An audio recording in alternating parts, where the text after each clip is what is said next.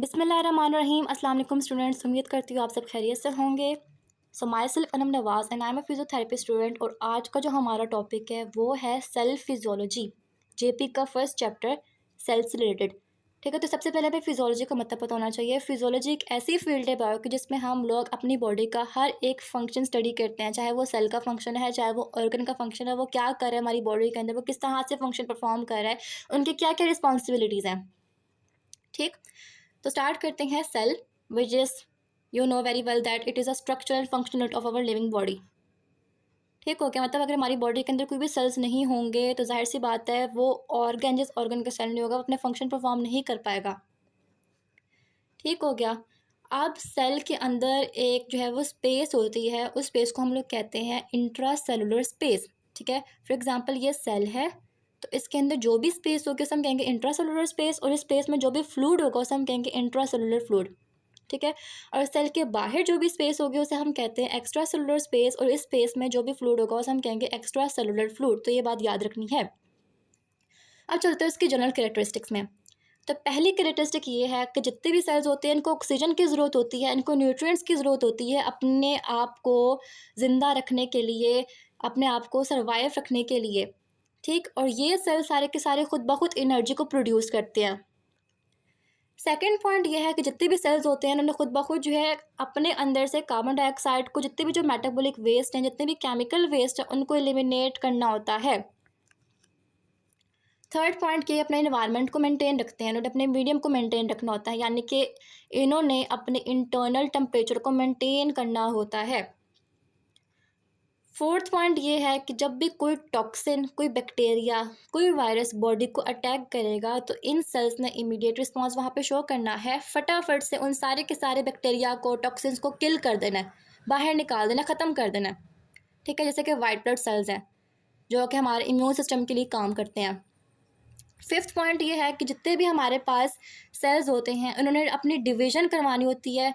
ठीक है, डिवीज़न के थ्रू यानी कि माइटोसिस और मियोसिस के प्रोसेस के थ्रू अपने आप को रिप्रोड्यूस करते हैं, जिसके जरिए से एक सेल जो है वो आगे जाके मिलियन ऑफ सेल में कन्वर्ट होता है। With the help of mitosis and meiosis reproduce करते हैं। लेकिन एक जो है वो सेल ऐसा है जो कि माइटोसिस मियोसिस के प्रोसेस के थ्रू रिप्रोड्यूस नहीं होता, बल्कि वो रिप्रोड्यूस होता ही नहीं है। अगर वो ख़त्म हो गए, डैमेज हो गए, तो उसके बाद दोबारा कभी भी नहीं बनते। दैट इज़ न्यूरॉन सेल, हमारे ब्रेन का सेल।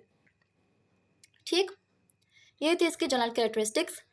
अब हम चलते हैं कि टिश्यू क्या होता है, ऑर्गन क्या होता है और ऑर्गन सिस्टम क्या होता है। ओके, तो सबसे पहले आता है टिश्यू। तो बेसिकली टिश्यू क्या है, हमारे पास ग्रुप ऑफ सेल्स, मतलब सेल्स का एक ग्रुप बना हुआ होता है और वो एक सिमिलर फंक्शन परफॉर्म कर रहे होते हैं, उन्हें हम कहते हैं टिश्यूज़। जैसे कि एग्जांपल के तौर पे हमारे पास यहाँ पे आता है epithelial tissue, connective tissue,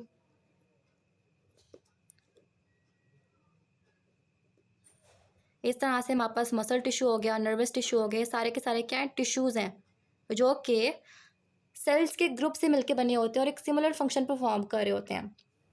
then आता है हमारे पास ऑर्गन। ठीक है, ऑर्गन बेसिकली एक ऐसा स्ट्रक्चर है तो कि दो या दो से ज़्यादा प्राइमरी टाइप्स ऑफ टिश्यू से मिलके बना हुआ होता है। ठीक है, ये टिश्यू से मिलके बना होता है, यानी कि ये भी मल्टीपल सेल से मिलके बना हुआ होगा।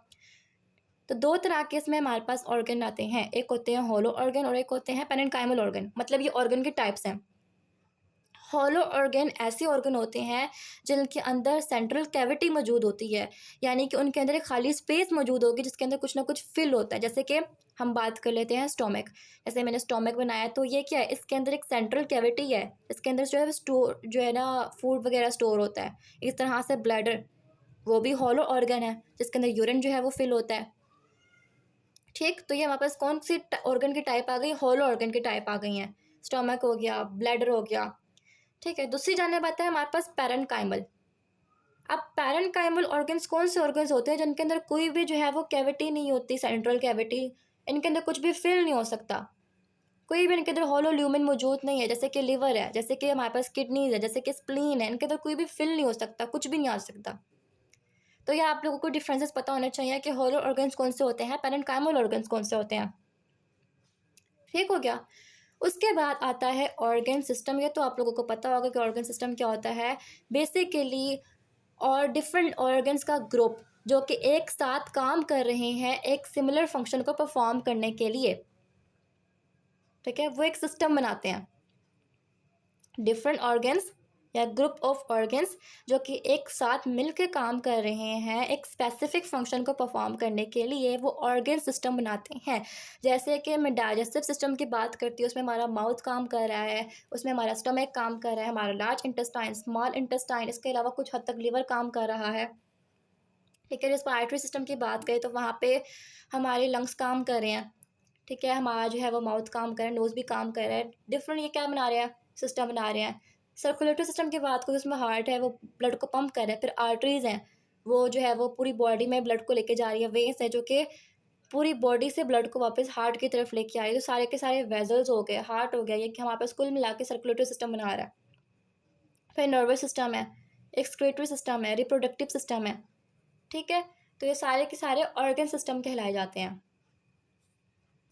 उसके बाद आता है सेल स्ट्रक्चर। तो सेल में हमारे पास बेसिकली एक सेल मेम्ब्रेन मौजूद होती है, एक साइटोप्लाज्म मौजूद होता है और एक न्यूक्लियस मौजूद होता है। ठीक है, तो सबसे पहले हम लोग बात करेंगे, जो आज हमारा मेजर टॉपिक है वो है सेल मेम्ब्रेन का, जिसमें हम सारी की सारी चीज़ें आज डिस्कस करेंगे सेल मेम्ब्रेन की। तो सेल मेम्ब्रेन एक प्रोटेक्टिव शीट है जो कि सेल के अराउंड मौजूद होती है, जो कि सेल को सराउंड कर रही होती है, उसको प्रोटेक्ट कर रही होती है। इस सेल मेम्ब्रेन को हम लोग प्लाज्मा मेम्ब्रेन भी कहते हैं और प्लाज्मोलीमा भी कहते हैं। ठीक है, इस सेल मेम्ब्रेन का काम क्या होता है कि इसने एक्स्ट्रा सेलुलर फ्लूइड को इंट्रासेलुलर फ्लूइड से सेपरेट रखना हुआ होता है। ठीक, फॉर एग्जांपल ये मेम्ब्रेन लगी हुई है, यहाँ पे हमारे पास एक्स्ट्रा सेलुलर फ्लूइड मौजूद है सेल के बाहर। ठीक है, ये मेम्ब्रेन है, ये सेल है और अंदर ये इंट्रासेलुलर फ्लूइड है।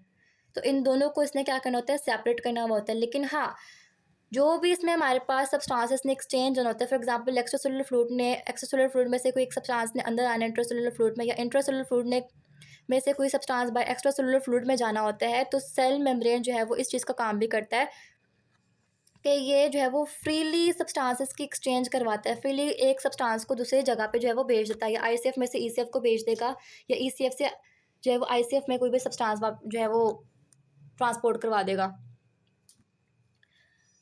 देन आते हैं इसमें हमारे पास कंपोजिशन। तो सेल मेम्ब्रेन में जो प्रोटीन्स होते हैं वो 55% मौजूद होते हैं। इसके अलावा जो लिपिड्स होते हैं वो 40% मौजूद होते हैं। जो कार्बोहाइड्रेट्स होते हैं उनकी मिकदार 5% तक होती है।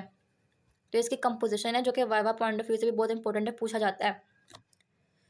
स्ट्रक्चर की बात करें तो बेसिकली ये बहुत इंपॉर्टेंट है, बहुत जो है ना वो ध्यान से सुनने वाली बात है। 3 लेयर्स होती है सेल मेम्ब्रेन के हमारे पास। एक लेयर है सेंट्रल लेयर जिसको हम कहते हैं इलेक्ट्रॉन लूसेंट लेयर, और दूसरी लेयर होती है हमारे पास, मतलब 2 लेयर्स होती हैं electron dense layer.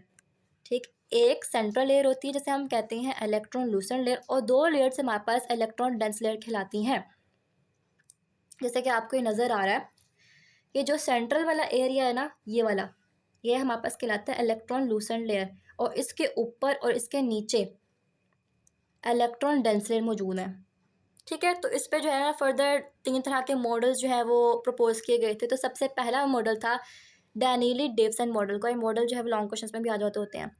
डैनियली Dawson model 1935 में प्रपोज हुआ था, और इसने ये कहा था कि बेसिकली ये जो तीनों लेयर्स है ना, ये सैंडविच को रिप्रेजेंट करती हैं अंडर माइक्रोस्कोप।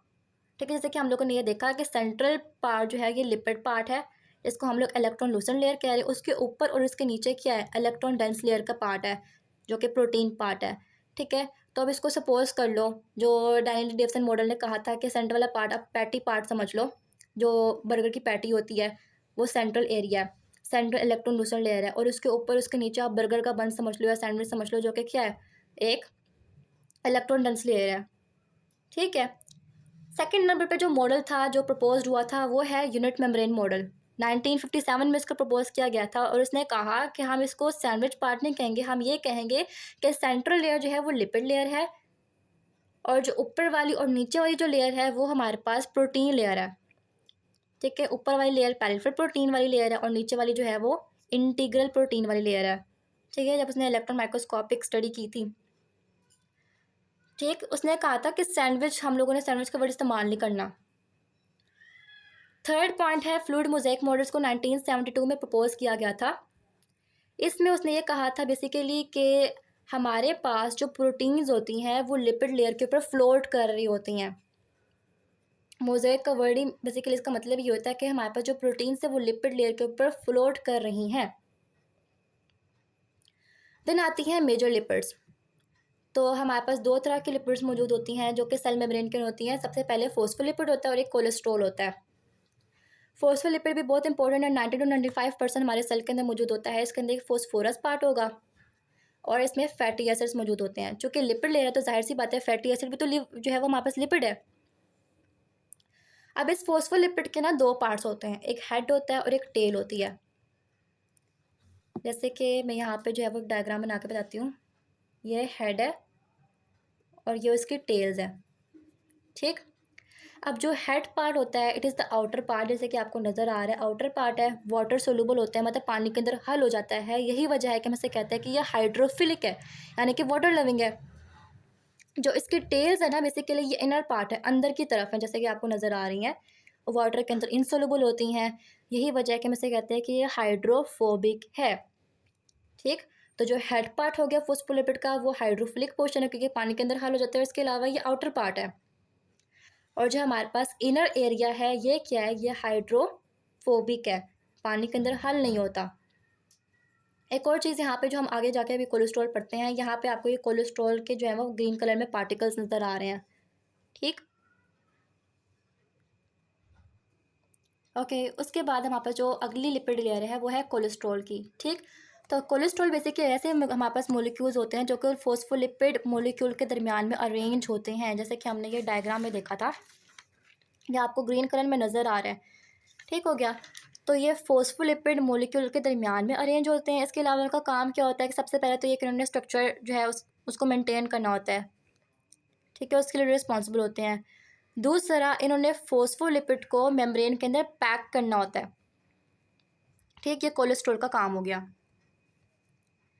देन उसके बाद हम लोगों ने मेजर लिपिड लेयर पढ़ ली। अब आती है मेजर प्रोटीन लेयर। तो दो तरह की प्रोटीन होती है, एक होती है इंटीग्रल प्रोटीन और एक होती है पेरिफेरल प्रोटीन। इंटीग्रल प्रोटीन की बात करें तो हम इंट्रिंसिक प्रोटीन भी कहते हैं और ट्रांसमेम्ब्रेन प्रोटीन भी कहते हैं, ठीक है। बेसिकली प्रोटीन लेयर्स हैं। तो इंटीग्रल को इंट्रिंसिक प्रोटीन लेयर भी कहते हैं और ट्रांसमेम्ब्रेन प्रोटीन लेयर भी कहते हैं, जो कि हमारे मेम्ब्रेन के लिपिड लेयर के अंदर एम्बेडेड हुए होते हैं। उसका फंक्शन क्या होता है कि इन्होंने एक तो डिफरेंट जो है वो प्रोटीन्स को, या जिनके जो साइज़ होते हैं वो लार्ज होते हैं, उन प्रोटीन्स को इन्होंने ट्रांसपोर्ट कराने में हेल्प करना होता है, उनकी सिग्नलिंग करवानी होती है और उनको स्ट्रांगली अटैच करना होता है। दूसरी आती है पेरिफेरल प्रोटीन। इनका काम बेसिकली होता है कि उन्होंने एक तो सपोर्ट प्रोवाइड करनी होती है, इंजामेटिक एक्टिविटी के लिए काम करना होता है और सेल के सिग्नलिंग के लिए काम करना होता है। इसके अलावा ये जो हमारे पास बेसिकली पेरिफेरल प्रोटीन लेयर है ये लूजली मेम्ब्रेन के साथ अटैच होती है और ये लिपिड लेयर के अंदर पेनिट्रेट नहीं होती। जैसे कि इंटीग्रल जो प्रोटीन लेयर थी ये लिपिड लेयर के अंदर जो है वो एम्बेडेड हुई हुई थी, ठीक है, और स्ट्रांगली अटैच हुई हुई थी। लेकिन जो पेरिफेरल लेयर है ना, इसे हम लोग एक्सट्रिंसिक लेयर भी कहते हैं। एक तो ये मेम्ब्रेन के साथ लूजली अटैच है, दूसरी ये कि ये लिपिड लेयर के अंदर पेनिट्रेट नहीं करती है, ठीक हो गया। अब उसके बाद आता है हमारे पास फंक्शंस ऑफ प्रोटीन। तो इसमें हमारे पास कुछ इंटीग्रल प्रोटीन्स होती हैं, कैरियर प्रोटीन्स होती है, एंटीजन प्रोटीन्स होती है, चैनल प्रोटीन्स होती है, रिसेप्टर प्रोटीन्स होती है और सेल अधेशन प्रोटीन्स होती हैं। ओके, जो सबसे पहले हमारे पास इंटीग्रल प्रोटीन होती है, इसका ये काम होता है कि इससे हमारे सेल मेम्ब्रेन की स्ट्रक्चरल इंटीग्रिटी प्रोवाइड करनी होती है, उसके स्ट्रक्चर को मेंटेन करना होता है। सेकेंड नंबर पे आता है हमारे पास चैनल प्रोटीन्स। ये ऐसी प्रोटीन्स होती हैं जिन्होंने वाटर सोल्युबल सब्सटेंसेस की डिफ्यूजन में हेल्प करना होता है, जैसे कि जितने भी जो ग्लूकोज हो गए, इलेक्ट्रोलाइट्स हो गए, उनकी डिफ्यूजन कराएगा, उनकी डिफ्यूजन में हेल्प करेगा। थर्ड नंबर पे आता है हमारे पास कैरियर प्रोटीन्स। इनका ये काम होता है कि इन्होंने एक्टिव और पैसिव ट्रांसपोर्ट के ज़रिए से डिफरेंट सब्सटेंसेस को ट्रांसपोर्ट कराना होता है, सेल के अंदर भेजेगा, सेल के बाहर भेजेगा, ठीक है। तो इन कैरियर प्रोटीन्स का काम होता है। देन आते हैं रिसेप्टर प्रोटीन्स। इन रिसेप्टर प्रोटीन्स ने क्या करना होता है, इन्होंने रिसेप्टर साइट के तौर पर सर्व करना होता है, जिसके ऊपर हमारे पास न्यूरोट्रांसमीटर्स वगैरह, हार्मोन्स वगैरह आके अटैच होते हैं। पाँचवें नंबर पे आता है हमारे पास एंटीजन प्रोटीन्स। इन एंटीजन प्रोटीन्स का ये काम होता है कि उन्होंने एंटीबॉडी की फॉर्मेशन करनी होती है, ठीक है, और जाहिर सी बात है जो एंटीबॉडी होती है वो फिर इन्फेक्शन को जो है वो ख़त्म करने में काम करती है। देन आता है हमारे पास सिक्स में सेल अधेशन प्रोटीन्स। इनका ये काम होता है कि इन्होंने प्रोटीन की अटैचमेंट करवानी होती है, ठीक है, अपने नेबर सेल्स में जो है वो, या बेसल लैमिना के साथ उन्होंने क्या कराना होता है, सेल्स को अधेयर कराना होता है, उनको अटैच करवाना होता है। फिर उसके बाद आता है कार्बोहाइड्रेट्स ऑफ सेल मेम्ब्रेन। एक तो हम लोगों ने लिपिड्स पढ़े, उनकी लेयर्स पढ़ी सेल मेम्ब्रेन की जो भी हैं। उसके बाद हम लोगों ने मेजर प्रोटीन लेयर पढ़ी जिसमें इंटीग्रल पढ़ा, पेरिफेरल पढ़ा। अब हम लोग देख रहे हैं कार्बोहाइड्रेट्स। तो बेसिकली कुछ कुछ कार्बोहाइड्रेट्स ऐसे होते हैं जो कि प्रोटीन्स के साथ अटैच करके हमारे पास ग्लाइकोप्रोटीन्स बनाते हैं, जिसे हम लोग प्रोटीओग्लाइकन्स भी कहते हैं। और कुछ कुछ कार्बोहाइड्रेट्स ऐसे होते हैं जो कि लिपिड्स के साथ अटैच करके ग्लाइकोलिपिड्स बनाते हैं। ठीक है, तो हम लोगों ने पढ़ा था कि जो लीवर है, लीवर कह रही है कि जितने भी जो लिपिड्स हैं वो 55% जो है वो 40% जो है वो मौजूद होती हैं। जितने भी जो प्रोटीन्स हैं वो 55% मौजूद होती है। जितने भी जो कार्बोहाइड्रेट्स है वो 5% मौजूद होती हैं। ठीक है, तो कार्बोहाइड्रेट्स की आपको मिकदार भी यहाँ पे कम नज़र आ रही है। देन आते हैं हमारे पास यहाँ पे मेम्ब्रेन के फंक्शंस। ठीक है, सेल मेम्ब्रेन के, प्लाज्मा मेम्ब्रेन के फंक्शंस। सबसे पहला फंक्शन ये है कि इसने प्रोटेक्ट करना होता है हमारे सेल को। ठीक, सेकंड नंबर पे कि हमारे पास बेसिकली सेमी परमिएबल होते हैं या सेमी परमिएबल मेम्ब्रेन को तो प्रोटेक्ट करते हैं, जो कि अलाउ करते हैं डिफरेंट सब्सटेंसेस को कि वो पास करे सेल के अंदर और सेल से बाहर जाएं। ठीक है, अलाउ करते हैं हमारे सेल को कि उसके अंदर से जितने भी जो सब्सटेंसेस हैं वो या तो बाहर जा सकते हैं या ईसीएफ में जितने भी जो सब्सटेंस है वो सेल के अंदर आ सकता है। देन आता है exchange of gases, gases exchange कराता है। ठीक हो गया। फिर एब्जॉर्प्टिव फंक्शन, जितने भी जो न्यूट्रिएंट्स होते हैं वो इस सेल के अंदर एब्जॉर्ब होते हैं। किसके ज़रिए से? सेल मेम्ब्रेन के ज़रिए से। चाहे वो ऑक्सीजन है चाहे वो न्यूट्रिएंट्स है, वो सेल मेम्ब्रेन के थ्रू इस सेल के अंदर आएंगे और सेल उसको एब्जॉर्ब कर लेगा। पाँचवें नंबर पे आता है एक्सक्रीटरी फंक्शन, यानी कि कार्बन डाइऑक्साइड को जितना भी जो मेटाबॉलिक वेस्ट प्रोडक्ट है, केमिकल प्रोडक्ट है, उसको बाहर निकाल देगा, उसको एक्सक्रीट कर देगा। एंड द लास्ट वन वो ये है कि इसने सेल के शेप को मेंटेन करना होता है और सेल के साइज़ को मेंटेन करना होता है। तो यहाँ पे हम लोगों ने बेसिकली सेल मेम्ब्रेन का टॉपिक जो है वो कवर कर लिया है। ठीक, तो आई होप आप लोगों को समझ में आ गए होंगे। तो सबसे पहले हम लोगों ने क्या देखा था? सेल देखा था, उसकी जनरल कैरेक्टरिस्टिक्स देखी थी। फिर सेल मेम्ब्रेन क्या होती है हमने वो देखा, कौन कौन से उसके अंदर लिपिड लेयर मौजूद हैं, कौन कौन से उसके अंदर प्रोटीन लेयर मौजूद है, कार्बोहाइड्रेट्स कौन कौन से मौजूद हैं, और सेल मेम्ब्रेन का ओवरऑल फंक्शन क्या है। ठीक हो गया। तो यहाँ पे आज का हमारा टॉपिक जो है वो कंप्लीट हो गया है। होप कि आप लोगों को समझ में आ गई होगी। तो प्लीज़ वीडियो को लाइक करिएगा, अपने फ्रेंड्स के साथ शेयर करिएगा और सब्सक्राइब करना मत भूलिएगा। मिलते हैं नेक्स्ट वीडियो में, तब तक अपना ढेर सारा ख्याल रखिएगा। अल्लाह हाफिज़।